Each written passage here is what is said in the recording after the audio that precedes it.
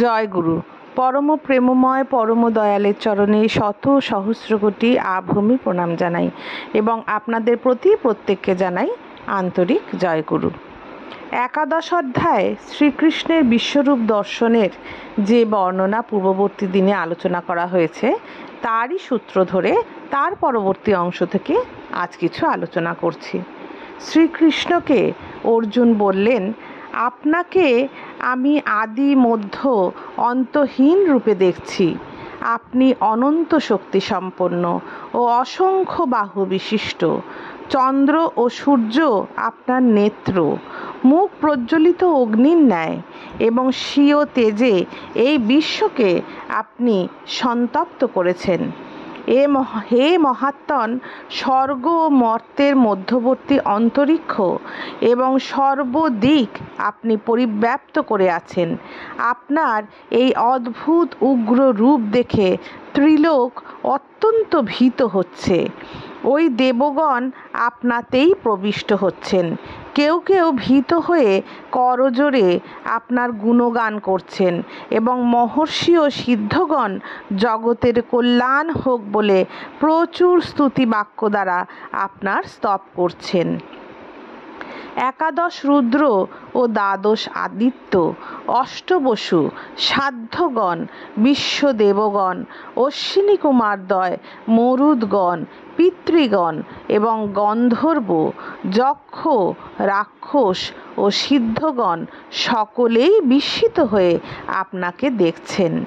হে মহাবাহ, আপনার বহু মুখ, বহু চক্ষু, বহু বাহু, বহু উরু, বহু চরণ, বহু উদর এবং ভয়ানক দন্তযুক্ত বিকট রূপ দেখে সমস্ত লোক অত্যন্ত ভীত হচ্ছে এবং আমিও অতিশয় ভীত হচ্ছি।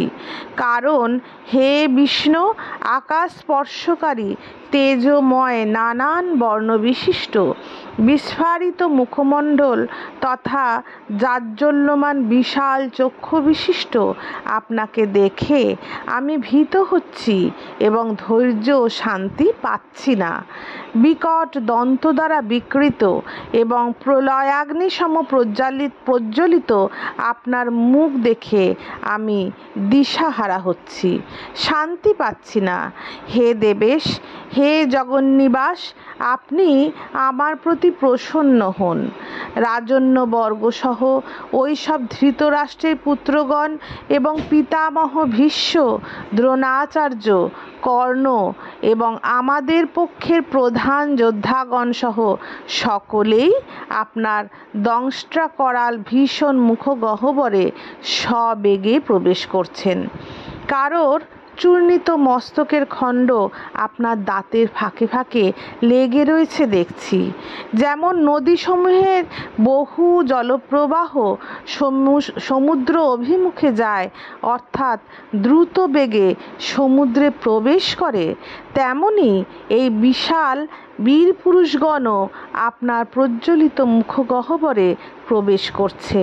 যেমন পতঙ্গগণ অতি বেগে ধাবিত হয়ে মরণের জন্য জ্বলন্ত অগ্নিতে প্রবেশ করে, তেমনি এই সব লোকও মৃত্যুর জন্যই অতি বেগে ধাবমান হয়ে আপনার মুখগহ্বরে প্রবেশ করছে। আপনি সকল লোককে জ্বলন্ত মুখ বিবরে গ্রাস করে সর্বদিকে জিহ্বা দ্বারা লেহন করছেন। হে বিষ্ণু, আপনার তীব্র প্রভা সমস্ত জগৎকে তেজরাশি দ্বারা পূর্ণ করে সন্তপ্ত করছে। আপনি আমাকে বলুন, এই উগ্ররূপে আপনি কে? হে দেবশ্রেষ্ঠ, আপনাকে প্রণাম করি।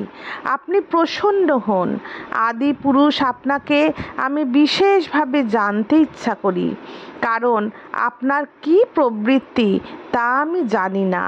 ভগবান শ্রীকৃষ্ণ বললেন, আমি লোকনাশকারক প্রবৃদ্ধ কাল এখন এই লোক সংহার করতে প্রবৃত্ত হয়েছি।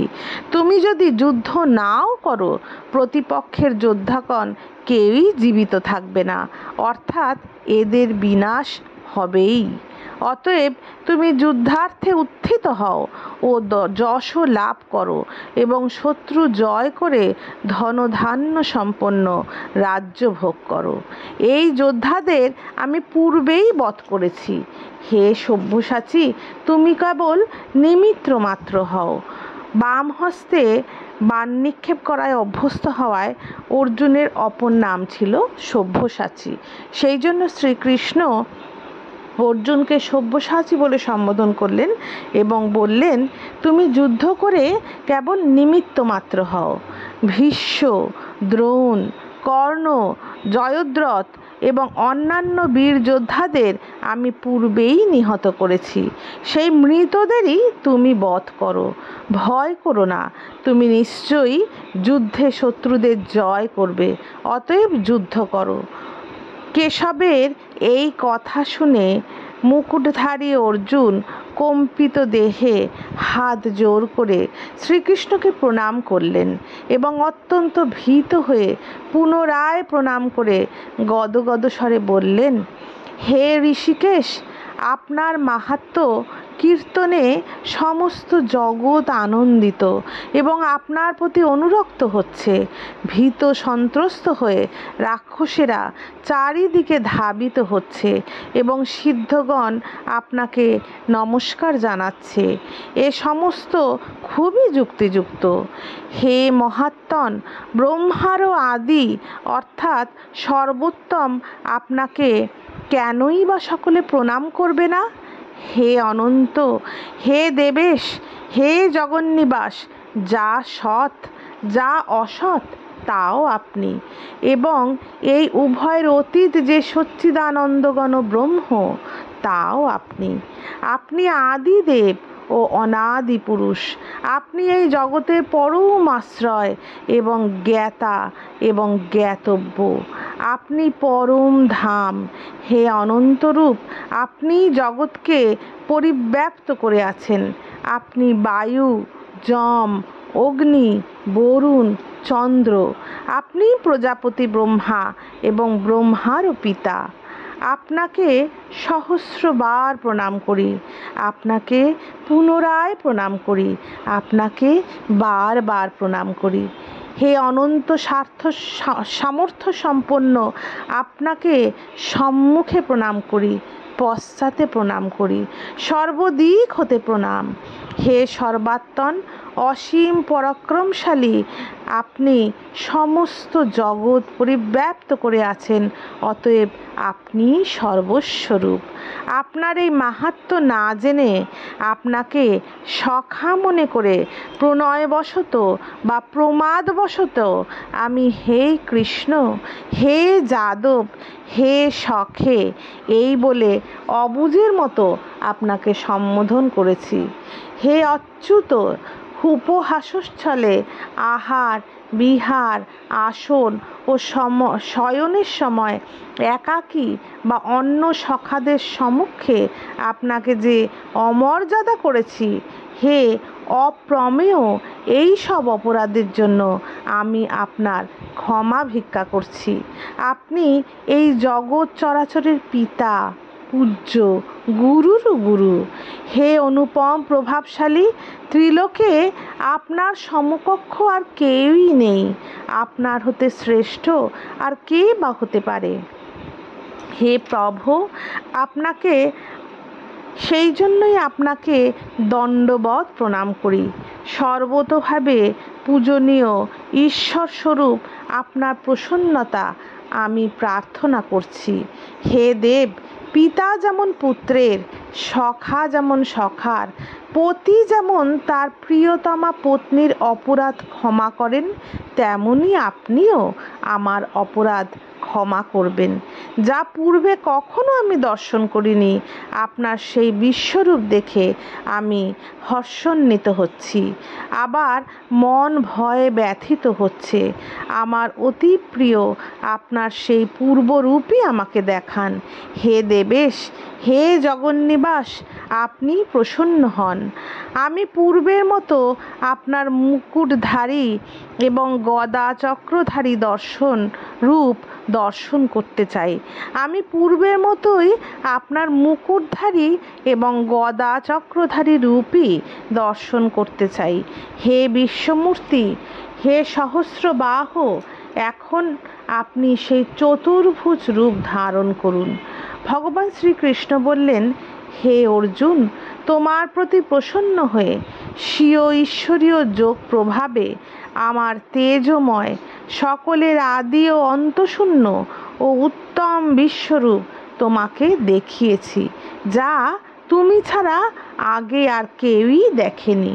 হে অর্জুন, ইহ জগতে আমার এই বিশ্বরূপ বেদ পাঠ বা যজ্ঞের দ্বারা, দান বা ক্রিয়াদির দ্বারা অথবা কঠোর তপস্যার দ্বারাও কেউই দেখতে সক্ষম নয়, একমাত্র তুমিই তা দর্শন করলে। আমার এই ভয়ঙ্কর বিশ্বরূপ দেখে তুমি ভীত ও ব্যথিত হইও না, তোমার মূঢ়তাও যেন না হয়। তুমি ভয় ত্যাগ করে প্রসন্ন চিত্তে আমার সেই শঙ্খচক্র গদা পদ্ম সমন্বিত চতুর্ভুজ রূপ পুনরায় দর্শন করো। ভগবান বাসুদেব অর্জুনকে এই কথা বলে পুনরায় নিজ সেই চতুর্ভুজ রূপ দেখালেন এবং পরপর শ্রীকৃষ্ণ সৌম্য মূর্তি ধারণ করে ভীত অর্জুনকে আশ্বস্ত করলেন। অর্জুন বললেন, হে জনার্দন, আপনার এই সৌম্য মনুষ্যরূপ দেখে এখন আমি প্রসন্ন চিত্ত ও প্রকৃতিস্থ হলাম এবং নিজ স্বাভাবিক স্থিতি ফিরে পেলাম।